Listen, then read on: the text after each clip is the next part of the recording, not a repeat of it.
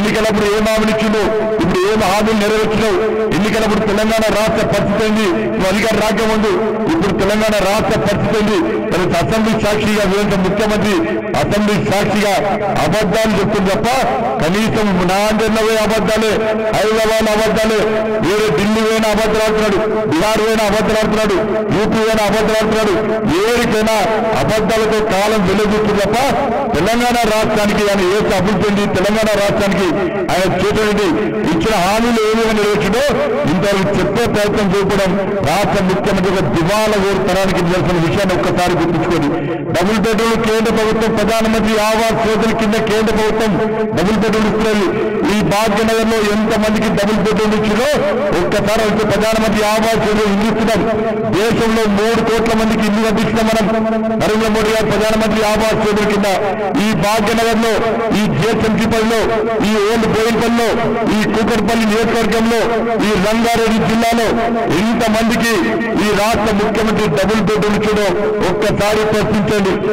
ఫసల్ బీమాను తెలంగాణలో అమలు దేశవ్యాప్తంగా అమలు చేస్తున్నాం, ఇక్కడ అమలు చేస్తున్నాడు. ఆయుష్మాన్ భారత్ పేరుతోని పేద ప్రజలకు ఉచిత వైద్యం ఇవ్వాలని చెప్పి ఆలోచిస్తున్నాం. ఈ రాష్ట్ర ముఖ్యమంత్రి అమలు చేస్తున్నాడు. ఇలా అన్ని అభివృద్ధి కార్యక్రమాలు చేపట్టే ప్రయత్నం చేస్తున్నప్పుడు కూడా సహకరించడానికి రాష్ట్ర ముఖ్యమంత్రి సిద్ధంగా లేదన్న విషయాన్ని ఒక్కసారి గుర్తుంచుకోండి. అన్ని వర్గాలను మోసం చేసిండు. ఇంటికో ఉద్యోగం ఇస్తాడు ఇవ్వలేదు, నిరుద్యోగ వృద్ధి ఇస్తానని ఇవ్వలేదు, దళితులు ముఖ్యమంత్రి చేస్తాను చేయలేదు, దళిత బంధు ఇస్తాను ఇస్తలేడు. ప్రాంతంలో ఎంతమంది దళిత బంధు ఇచ్చింది ఆలోచించాడు. దళిత బంధు ఇస్తలేడు, ఏమిస్తాడు, బీచ్ల పుట్టగొట్టిండు, అగ్రవర్ణాల పేదల పుట్టగొట్టిండు. కనీసం వాళ్ళ గురించి మాట్లాడకుండా వాళ్ళు ఎట్లా ఇష్టానుసారంగా మాట్లాడుతుందో ఆలోచించండి. నిన్న ఎత్తుడు కేసీఆర్ కొడుకు ఎత్తుడు ట్విట్టర్ టిల్లి ఎత్తున్నాడు. ఈ తెలంగాణ రాష్ట్రంలో ఇందులో ఏం దిక్కుందో ఇప్పుడు గీస్తున్నాడనే. ఈ తెలంగాణ రాష్ట్రంలో మసీదు రోడ్డు కట్టబడ మసీదు కూర్చున్నాడట, రోడ్డు కట్టబడ గుళ్ళు కూర్చున్నాడట, రోడ్డు కట్టబడ చర్చలు కూర్చున్నాడట. అరే బట్టబాబు నీ దమ్ముంటే ఓన్లీ సిటీ నుంచి కోర్టులు స్టార్ట్ అవుతుంటా, నీకు దమ్ముంటే నువ్వు మొబైల్ అయితే నువ్వు నిజంగా నీకు విశ్వాసం ఉంటే, నువ్వు ఇచ్చిన మాట నమ్మకం ఉంటే స్టార్ట్ అయ్యి ఓన్లీ సిటీ నుంచి మసీదులున్న ఊట్లు, గుళ్ళున్న ఊట్లు, ఓన్లీ సిటీ ఇంకా గల్లీలెక్కడ ఎన్నుకుంది, ఓన్లీ సిటీ అభివృద్ధి ఎందుకంటలేదు. ఇలా డ్రామాలు ఆడుతున్నట్టే అసెంబ్లీలో టీఆర్ఎస్ పార్టీ ఎంఏ పార్టీ ఒకటే. వీళ్ళు వేరువేరైతే ఇలా జిహెచ్ఎంసీలో కలిసి అధికారాన్ని ఎందుకు పంచుకుంటున్నారు. ఇవాళ అసెంబ్లీలో ఒక డ్రామా, పెద్ద డ్రామా ఆడుతున్నారు. ఈ తెలంగాణ రాష్ట్రంలో ఈ భాగ్యనగర్ ప్రజలందరూ హిందువులు అంతా ఓటు బ్యాంక్ గా మారి 4 సీట్లున్న భారతీయ జనతా పార్టీని 48 సీట్లకు గెలిపించింది. కాబట్టి తెలంగాణ రాష్ట్ర వ్యాప్తంగా అదే వాతావరణం ఉంది. కాబట్టి భయపడ్డ టీఆర్ఎస్ పార్టీ ఎంఏ పార్టీ కలిసి అసెంబ్లీలో మేమిద్దరం వేరు తెలంగాణ సమాజానికి చూపట్టే ప్రయత్నం చేస్తున్నాడు. నిన్న మాట్లాడుతున్నారు, ఇద్దరు తిట్టుకున్నారు. నిన్న చూసినాం తాజ్ మహల్ లెక్క కనబడుతుందట సెక్రటరీ. సిగ్గుండాలి రాష్ట్ర ముఖ్యమంత్రికి.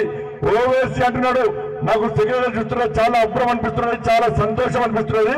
అది చూస్తుంటే తాజ్ మహల్ లెక్క కనబడుతుందట.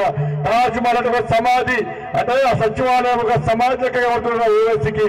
కేసీఆర్ సార్ చాలా సంతోషపడుతున్నాడు. అప్పుడు ఒకటి చెప్పాడు డైలాగ్, సినిమా డైలాగ్ ఉంటే బావ కళ్ళలో ఆనందం చూడడానికే ఇది చేస్తాడు. ఇలా ఓవైసీ కళ్ళలో ఆనందం చూడడానికే వాళ్ళ తాజ్ మహల్ లెక్క కేసీఆర్ కట్టి సచివాలయాన్ని కట్టి ఇలా ఎంఏ పార్టీకి అప్పయ్యే ప్రయత్నం చేస్తున్నాడు. ఈ తెలంగాణ రాష్ట్రాన్ని ఎంఏ పార్టీకి అప్పయ్యే ప్రయత్నం చేస్తున్నాడు. ఆయన దేశాల్లో ఎన్నే ప్రయత్నం చేస్తున్నాడు. 50 సీట్లలో పోటీ చేస్తున్నాడ. నీ దమ్ముంటే 119 నియోజకవర్గాలు పోటీ చేయమని చెప్పినా నువ్వు పోటీ అయ్యి బీఆర్ఎస్ పార్టీ కలిసి పోటీ అయ్యి ఎక్కడ డిపాజిట్ రాకుండా మా భారతీయ జనతా పార్టీ కార్యకర్తలు అడుగులు అడ్డుకొని ఇలా ఓటు బ్యాంకు దమ్మెందో చూపెట్టే ప్రయత్నం చేస్తున్నాం. ఎంఏ పార్టీ ఎవరు అధికారులు వాడిని కొమ్ము వేస్తారు, పైసలు చంపుతారు, వ్యాపారాలు చేసుకుంటారు, అక్రమంగా ఆస్తులు సంపాదించుకుంటారు తప్ప మైనార్టీల గురించి కూడా ఆలోచించే పరిస్థితి ఎంఏ పార్టీకి లేదు.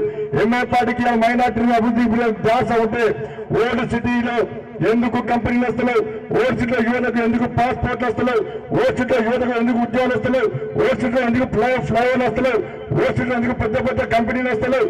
ఇలా ఓల్డ్ సిటీ ఇంకా ఓల్డ్ సిటీ ఎందుకు ఉంది? అలా ఈ దేశంలో ఎక్కడ ఏ సంఘటన జరిగినా కూడా ఓల్డ్ సిటీ యువకులే ఎందుకు దానికి కారణమవుతున్నారో ఎంఏ పార్టీ ఆలోచించాలి, ఓల్డ్ సిటీ ప్రజలు ఆలోచించాల్సిన అవసరం ఉందని చెప్పి ఈ సందర్భంగా చేస్తున్నాం. ఒక్కసారి ఆలోచన, మోడీ గారి ప్రభుత్వం ఈ తెలంగాణ రాష్ట్రాన్ని అభివృద్ధి చేయడానికి సిద్ధంగా ఉంది, అన్ని రంగాల్లో అభివృద్ధి చేయడానికి సిద్ధంగా ఉంది. కానీ టీఆర్ఎస్ పార్టీ అభివృద్ధికి సహకరిస్తలేదు. మేము ఎన్నికల సందర్భంగా అనేక హామీలు ఇచ్చిండు. ఈ ఎన్నికల తర్వాత కనీసం హామీలను నిలబెట్టుకునే ప్రయత్నం చేస్తున్నాడు. మోడీ గారు అనేక సందర్భాల్లో మాకే చెప్పిండు, కష్టపడి తెలంగాణ రాష్ట్రాన్ని సాధించుకున్నారు.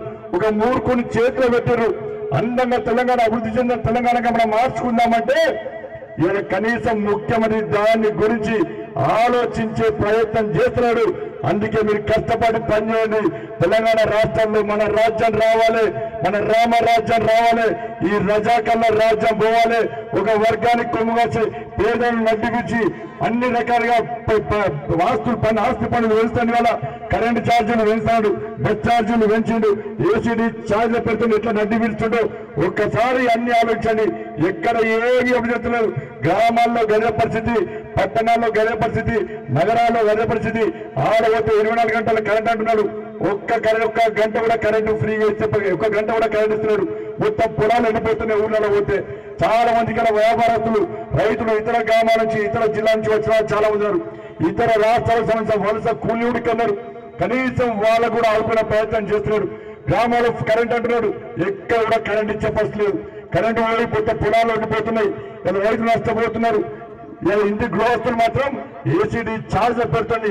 నడ్డి విషయంగా ఛార్జీలు వేయడంతో వాళ్ళు బాధపడుతున్నారు. పేద ప్రజలు ప్రయాణించే ఆర్టీసీ బస్సుల ఛార్జీలు పెంచిండు, రిజిస్ట్రేషన్ ఛార్జీలు పెంచారు. ఏమంటే అయ్యా కొడుకులు ఇద్దరు కూడా, అయ్యా కొడుకులు ఏడ ప్రభుత్వ జాగాలు చేస్తే కబ్జా చేసుకోవాలి, ప్రభుత్వ భూములు కబ్జా చేసుకోవాలి, ప్రైవేటు భూములు భయపడి కబ్జా చేసుకోవాలి, భూములు అమ్ముకోవాలి, జాగాలు అమ్ముకోవాలి, ఆస్తులు అమ్ముకోవాలి. అవసరం వస్తే ఇతర ఆస్తులు కూడా కబ్జా చేసుకొని వేల కోట్ల రూపాయల ఆస్తులు సంపాదించుకోవాలి, విదేశాల్లో పెట్టుబడి పెట్టాలి. ఇలా వ్యాపారం చేసి ఆయన కుటుంబం బాగుండాలని కోరుకుంటుంది తప్ప ఈ తెలంగాణ ప్రజలు బాగుండాలని కోరుకున్నారు. రాష్ట్ర ముఖ్యమంత్రి ఈ తెలంగాణ రాష్ట్రాన్ని అనుగొట్టాలు చేసే ప్రయత్నిస్తాడు. మన రాష్ట్రం మనం ఇట్టే కాముంటే మళ్ళీ కేసీఆర్ అధికారులకు వస్తే అధికారులు రాకముందు 5 లక్షల మన మిగులు బడ్జెట్ ఉంది, మన మిగులు బడ్జెట్ ఉండే. ఇవాళ పరిస్థితి ఏంటి? 5 లక్షల కోట్లు అప్పు చేసి ఒక్కొక్క కుటుంబం మీద 6 లక్షల రూపాయలు అప్పు చేసిండు. మద్యం ద్వారా 40,000 కోట్ల ఆదాయం పోతాడు, తాగిస్తాడు, పొట్టు తాగిస్తాడు. 40,000 కోట్ల రూపాయలు మద్యం ద్వారా వస్తున్నది. ఆయన ఇచ్చేది 4 పథకాలు ఏమిటి? కళ్యాణ లక్ష్మి, షాదీ ముబారక్, రైతు బంధు, ఇవి తప్ప పెన్షన్ తప్ప ఇస్తాడు. ఇవన్నిటికీ అయ్యే ఖర్చు ఎంత అంటే కేవలం 20-30 కోట్లు మాత్రమే. కేవలం మద్యం ద్వారా వచ్చే ఆదాయం ఏంటంటే 40,000 కోట్ల ఆదాయం వస్తుంది. ఇంకా 10,000 కోట్లు మిగులుతుంది. అయినా జీతాలు ఇస్తున్నాడు, అయినా ఉద్యోగాలు ఇస్తున్నాడు, అయినా కనీసం సంక్షేమ పథకాలు అమలు చేసే ప్రయత్నం చేస్తున్నాడు. అందుకే మద్యం ద్వారా ఇలా మనం మోసం చేసే ప్రయత్నం చేస్తున్నాడు. ఒక్కొక్కరు మద్యం ద్వారా మనం ఆదాయం పెంచుకునే ప్రయత్నం చేస్తున్నప్ప ఈ తెలంగాణ రాష్ట్రాన్ని అభివృద్ధి చేసే ప్రయత్నం చేస్తాడు. కాబట్టి అందరూ ఆలోచించండి. ఒక్కసారి భారతీయ జనతా పార్టీకి అవకాశం ఏంటి? కాంగ్రెస్ పార్టీకి ఓటేసారు, గతంలో టీడీపీకి ఓటేసారు, మొదలుగా టీఆర్ఎస్ పార్టీకి ఓటేసారు. భారతీయ జనతా పార్టీకి ఇంతవరకు కనీసం ఒక్కసారి కూడా ఓటేలేదు. కాబట్టి ఒక్కసారి ఓటేసే ప్రయత్నం చేయండి. భారతీయ జనతా పార్టీకి అవకాశం ఇస్తే ఇలా తెలంగాణ రాష్ట్రాన్ని ఏ విధంగా అభివృద్ధి చేయాలో మనం చేస్తాం. కాబట్టి అన్ని ఆలోచించండి. ఇలా ముఖ్యమంత్రి మళ్ళా డైవర్ట్ చేస్తున్న ఏదైనా సమస్యలు మాట్లాడదని అసెంబ్లీలో చర్చ లేదు. సచివాలయం ఓపెన్ చేస్తున్నాడు 10వ తారీఖు. ఆయన పుట్టినరోజట. ఈయన ఏం కనకారం చేసిండు, ఏం పీకుడు పని చేసిండు, ఏం ఉద్ధరించిండు తెలంగాణ రాష్ట్రాన్ని? ఆయన పుట్టినరోజు ఎందుకు ఓపెన్ చేయాలి? బాబాసాహెబ్ అంబేద్కర్ పేరు పెట్టినావు, ఏప్రిల్ 14 ఓపెన్ చేయి. నువ్వు ఎట్లా ఓపెన్ చేస్తావు? ఇలా ఆ సచివాలయాన్ని కూడా అడ్డగోలు పెంచిండన్న. 400 కోట్లు అన్నాడు. ఫస్ట్ 400 కోట్లు అంచనా అన్నాడు. దాన్ని 800 కోట్లు చేసిండు. 800 కోట్లు అంచనాడు. హైకోర్టులో కేసేస్తే 400 కోట్లతోనే కడుతున్నా సార్ అన్నాడు. 400 కోట్లను 800 కోట్లు చేసిండు. 800 కోట్లను 1200 కోట్లు చేసిండు. 1200 కోట్లు కడతాడు. మళ్ళా 300 కోట్ల కంప్యూటర్లట ఇవ్వటం చెప్పి మొత్తం 1500 కోట్లతోని ఇలా సచివాలయాన్ని తాజ్ మహల్ కడుతున్నట్టే రాణి అన్న భారతీయ జనతా పార్టీ ప్రభుత్వం ఏర్పడుతుందా ఆ భూములు ఊడ్చేస్తాం, పక్కా ఊడ్చేస్తాం భూములు. ఆ సచివాలయం అనేది తెలంగాణ సంస్కృతికి అనుగుణంగా, భారతీయ సంస్కృతి అనుగుణంగా సచివాలయం సవరి మొత్తం కొత్త రూపం తయారు చేసి ఆ భూములను కూల్చేస్తాం. పక్క తెలంగాణ సంస్కృతి ఉట్టిపడే విధంగా, భారతీయ సంస్కృతి ఉట్టిపడే విధంగా ఆ సచివాలయాన్ని మారుస్తామన్న విషయాన్ని ఈ సందర్భంగా తెలంగాణ రాష్ట్ర ప్రజలు వివరిస్తున్నాం. ప్రగతి భవన్ రోడ్డు రాష్ట్ర ప్రగతి భవన్ ప్రజలు కలడు. తప్పకుండా ప్రగతి భవన్ ప్రజా దర్బార్గా చేస్తాం. ఎట్టి పరిస్థితుల్లో ఈ మార్పులు జరగాలంటే, రామరాజ్యం రావాలంటే, పేదల రాజ్యం రావాలంటే భారతీయ జనతా పార్టీ కోటండి. భారతీయ జనతా పార్టీ తెలంగాణ రాష్ట్రంలో అధికారంలోకి వస్తే ఈ తెలంగాణ రాష్ట్రంలో పేదలందరికీ ఉచిత విద్య, ఉచిత వైద్యం పక్కా అందిస్తాం. భారతీయ జనతా పార్టీ ప్రభుత్వం తెలంగాణ రాష్ట్రంలో ఏర్పడ్డ వెంటనే ఈ తెలంగాణ రాష్ట్రంలో నిలువ నీడలేని పేదలందరికీ తప్పకుండా ఇళ్లను నిర్మిస్తాం. ఈ తెలంగాణ రాష్ట్రంలో భారతీయ జనతా పార్టీ ప్రభుత్వం ఏర్పడ్డ వెంటనే నష్టపోయిన రైతులకు న్యాయం చేసే విధంగా ఫసల్ బీమా యోజనను ఈ తెలంగాణ రాష్ట్రంలో అమలు చేస్తాం. కాబట్టి తప్పకుండా మీరందరూ ఆలోచించండి. ముఖ్యమంత్రి ఊసర వెళ్లి మాటలు నమ్మకండి. ముఖ్యమంత్రి కుటుంబం మాత్రమే ధనికులు అవుతున్నారు, కోటీశ్వరులు అవుతున్నారు, పొట్టు పైసలు చంపుతున్నారు. ఇవాళ పేదోళ్ళు మాత్రం ఇంకా బికారుగా అవుతున్నారు. ఎందుకు మన బతుకులు పిచ్చ బతుకులు కావన్నా, బాంఛన్ బతుకులు కావన్నా లేదా గల్లె వేసుకొని నేను తెలంగాణ వాదిని అని చెప్పి సగర్వంగా తలెత్తుకొని తిరిగేటువంటి బతుకులు మనకు కావన్నా ఒక్కసారి ఆలోచించండి. అందుకే ఈ వాస్తవ విషయాలు ప్రజలకు వివరించడానికి ఈ శక్తి కేంద్రాల వారిగా ఈ కార్నర్ మీటింగ్స్ ను భారతీయ జనతా పార్టీ ఏర్పాటు చేస్తున్న తెలంగాణ రాష్ట్ర వ్యాప్తంగా 119 నియోజకవర్గాల్లో ఈ శక్తి కేంద్రాల మీటింగ్ కార్నర్ మీటింగ్స్ వస్తున్నాం.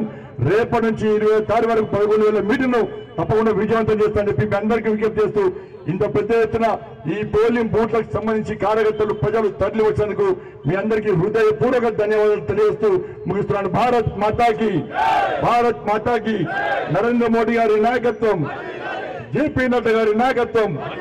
జై శ్రీరామ్. సంజయ్ అన్న నాయకత్వం,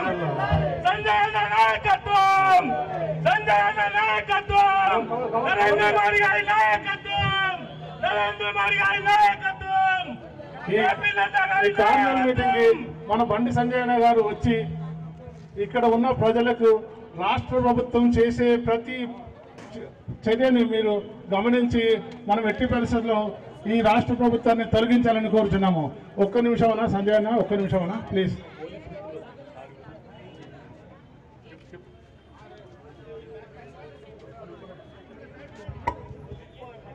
ఏదైనా పాపం చాలా మంది ఉద్యోగస్తులు చెప్తుండే, ఇక పోలీసు వాళ్ళు పాపం వాళ్ళతోనేమో మనం కొట్టిస్తాడు. మూలంగా కానిస్టేబుల్ ఎస్ఐలు ఉద్యోగాలు తెలుసు మీకు, అన్ని తప్పలే. 2 లక్షల మంది బజార్లో పడేశారు. ఇప్పుడు పోలీసులు చాలా మంది బయట చెప్పుకుంటారు. బయట అక్కడ కానిస్టేబుల్ హెడ్ కానిస్టేబుల్ అవుతున్నాడు, హెడ్ కానిస్టేబుల్ ఏఎస్ఐ అవుతున్నాడు, ఏఎస్ఐ ఎస్ఐ అవుతున్నాడు, ఎస్ఐ సిఐ అవుతున్నాడు, సిఐ డిఎస్పీ అవుతున్నాడు. ఇక డిఎస్పీ ఏం కాదు అంటే వాళ్ళకి ఇచ్చే బెనిఫిట్స్ ఇస్తున్నాడు, వాళ్ళని ఆదుకునే ప్రయత్నం చేయాలని చెప్పి రాష్ట్ర ముఖ్యమంత్రి ఏం చేస్తున్నాడు. కానీ వాళ్ళని మాత్రం కొట్టిస్తాను. చాలా మంది మారిందని మొత్తం మారింది. పోలీసులు వాళ్ళు మార్చుకున్నారు, ఉద్యోగస్తులు మొత్తం పందా మార్చుకున్నారు. లేదు ఈ మూర్ఖత పాలన వాళ్ళే భారతీయ జనతా పార్టీకి అవకాశం ఇద్దామని మార్చుకోవడం బట్టి తప్పకుండా పోలీసు వాళ్ళ కోసం కూడా కొట్లాడతామని ఏమనమాట.